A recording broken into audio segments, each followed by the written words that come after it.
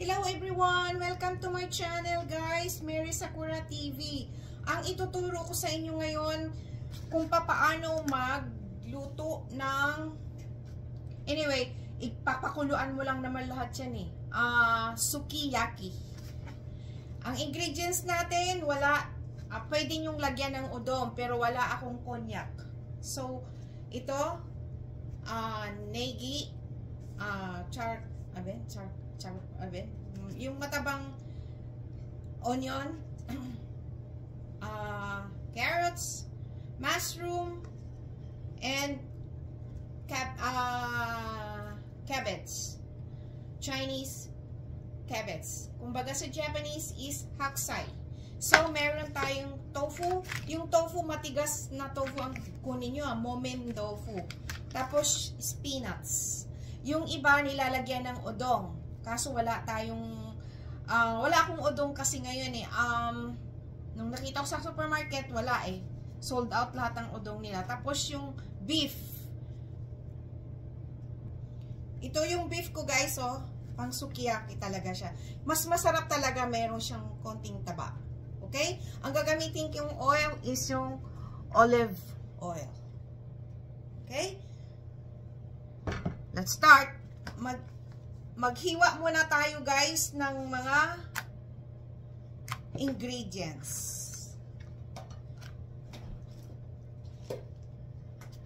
Hiwain natin lahat ang mga gulay. Okay? Gulay muna.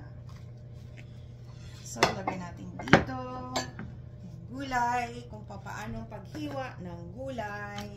Okay? Lagay lang natin dito.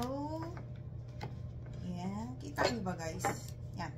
So, ang unahin natin ay ang cabbage, Chinese cabbage. Ito ang sa Japanese is hakusai.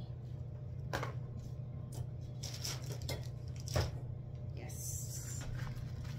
Hakusai siya guys, ha? Ganyan lang ang hiwa guys, ganyan lang. Ganyan lang. Yan. Kasi i-arrange natin yan doon dito sa nabe. Yan. Yan.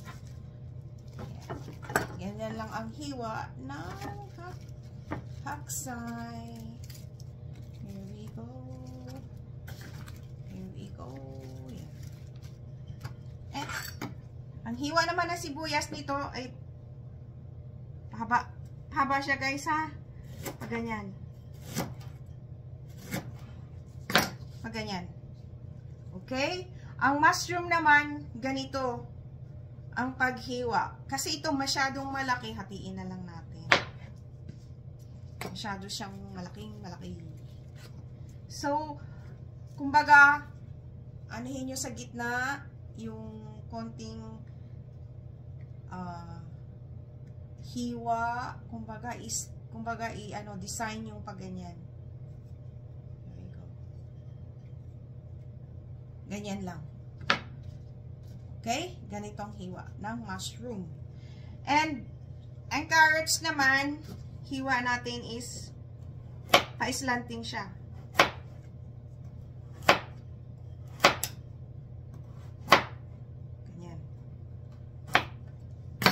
Slanting siya guys, ganyan ang hiwa. Okay? A-arrange ko siya sa lahat, papakita ko sa inyo uli. Tapos ang tofu natin, itong tofu na matigas is, ang hiwa naman niya is pahaba. Wait lang.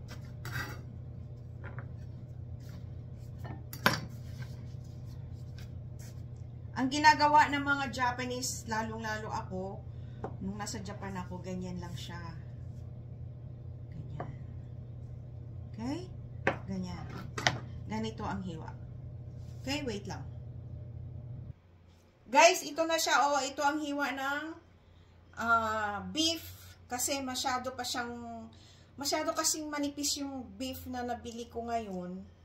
Kaya medyo kapal-kapalan ko na paghiwa. Actually, hindi talaga, malapad talaga yan. Kaso lang masyadong manipis. Ayan Masyado siyang manipis. Ganyan. Nipis-nipis. Kaya yan, pinahaba ko na lang siya paghiwa. Okay? Depende sa inyo, pero ito na siya. Ito na siya. Sukiyaki. Ito na siya. Okay? With, yan. Ito na siya. Okay, ngayon, gagawa muna tayo ng sauce ng sukiyaki. So, ngayon, gagawa muna tayo ng sauce ng sukiyaki. Tabi muna natin yan dyan. Ito muna.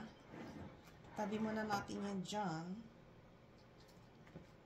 Gagawa tayo ng sauce ng sukiyaki, guys. Here we go. Ang una natin gagawin ay ang Japanese dashi. Dashi siya. So, yung dashi naman, kasi mainit na tubig lang, guys, ha. 50 ml. Ang ginagawa ko, guys, nilagyan ko na lang ng 50 ml na hot water and half tablespoon ng bonito Japanese dashi. Yung iba, pinapakuluan pa nila, pero okay na yan. Patos na yan dyan. Tapos, i-mix nyo lang naman eh. Mix.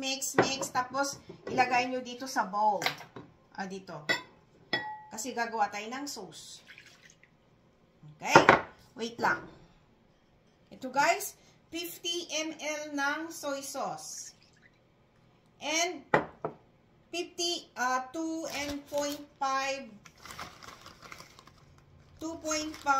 spoon ng brown sugar. 2.5. So, 2 kalahati. And then, mirin. Ito siya, mirin. Japanese mirin. Matamis to eh. 50 ml din siya. Okay? 50 ml na mirin. And Japanese wine o sake. Yan. Japanese o sake is Osake is 50 ml din siya. 50 ml din siya, guys. And, i-mix nyo siya, guys. Mix lang siya. Mix nyo.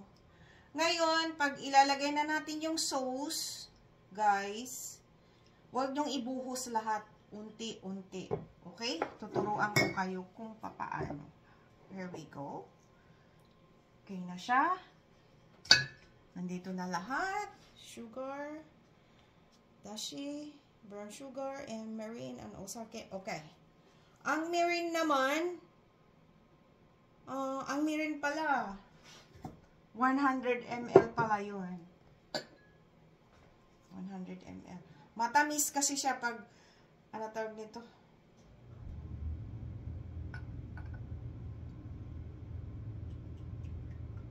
Ang sukiyaki kasi guys, matamis siya eh. Yan.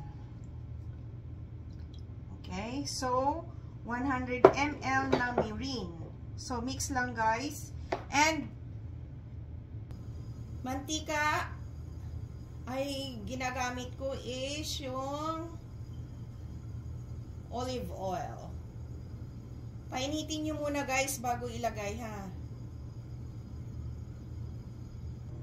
Ngayon, ang ginagawa ko guys, nakalimutan ko sabihin sa inyo, may sibuyas yan ha. Ginigisa ko muna yung sibuyas para mabango at manamis. Namis talaga. Yan. Ginigisa ko muna yung sibuyas, tsaka isang buong sibuyas na maliit ang ginagawa ko. Ito kasi lutong bahay. Ito yung tinuturo sa akin nung matanda. Nanay at lola ng aking anak. Yan. Siya ang nagturo sa akin. And tinuturuan na niya kaagad ako na igisa rin yung itong karne, beef, ilalagay sa ibabaw ng itong ibabaw ng onion. So, yan, ilagay nyo na lahat sunod-sunod, okay? Parang ganito ang pag-arrange nyo. Okay lang. Hello guys, dito nyo na ilagay ang sauce. Huwag nyo ilagay lahat ang sauce ha. Unti-unti lang. Yan.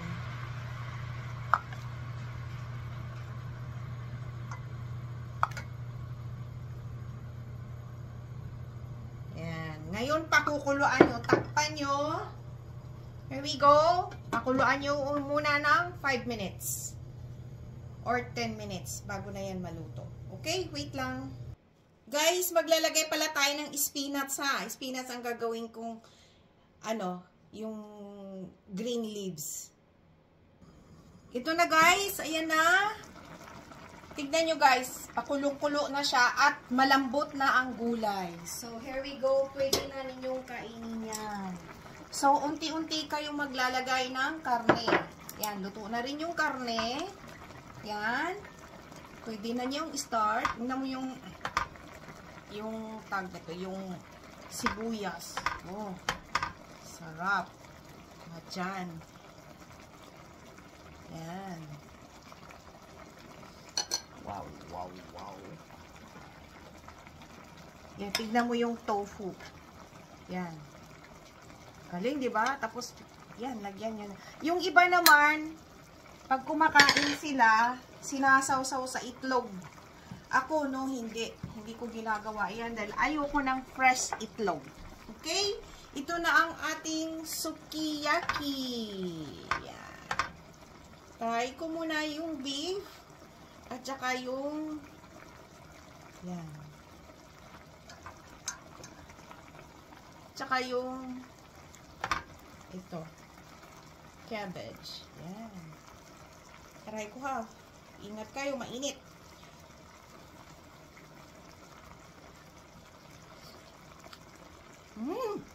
What?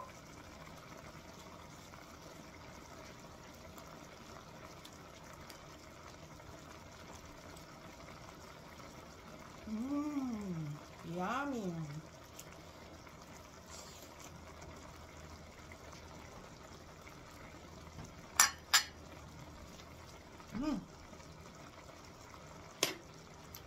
Tapos pag kulang ng sauce, lagyan nyo lang pa ganyan. Okay? Tapos dagdagan nyo uli ng gulay. Okay? So, thank you for watching. Please subscribe, like, and share. And i-click nyo na rin yung notification bell para palagi kayong updated sa aking mga bagong video. Bye! God bless all! Ito na ang ating sukiyaki. Here we go.